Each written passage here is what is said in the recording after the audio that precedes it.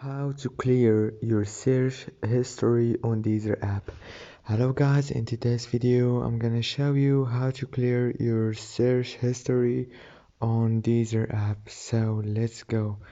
First thing, we go to Deezer app. As you can see, this is the home page.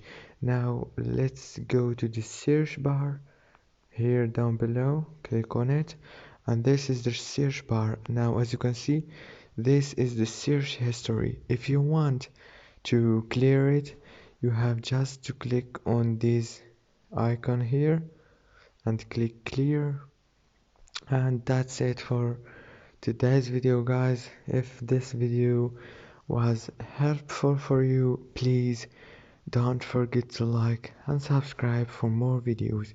Thank you so much for watching till the end.